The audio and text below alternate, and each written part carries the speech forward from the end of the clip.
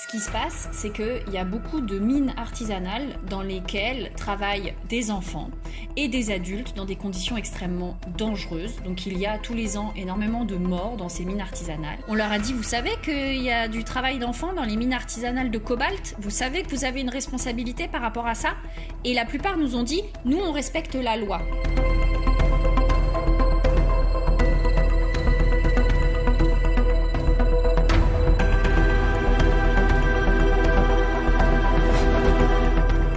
Le cobalt est majoritairement extrait en République démocratique du Congo et le cobalt est utilisé pour nos téléphones portables, nos voitures électriques, nos ordinateurs portables.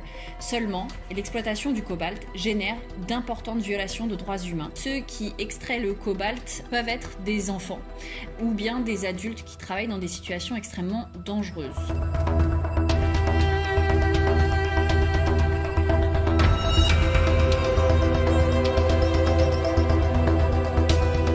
Ce minerai est intégré dans les composants de batterie et se retrouve dans les produits portatifs, donc les téléphones portables, les ordinateurs portables ou les véhicules électriques. Il y a 50% des réserves mondiales qui proviennent de République démocratique du Congo. Dans les grandes marques sur lesquelles Amnesty a enquêté, on a trouvé Microsoft, Hewlett-Packard, Renault, Samsung et une vingtaine de multinationales qui achetaient du cobalt à Huayou Cobalt, qui est un fournisseur chinois de composants de batterie.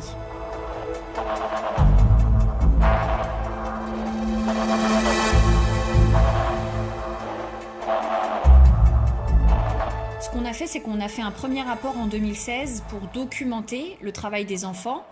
Et on a suivi la route du cobalt. Ce minerai-là, extrait par des enfants, était acheté par un bureau d'achat de Huayou Cobalt et on a regardé à qui Huayou Cobalt ensuite vendait. La plupart nous ont dit qu'elles ne savaient pas nécessairement d'où venait leur cobalt. On leur a dit, vous savez qu'il y a du travail d'enfants dans les mines artisanales de cobalt? Vous savez que vous avez une responsabilité par rapport à ça?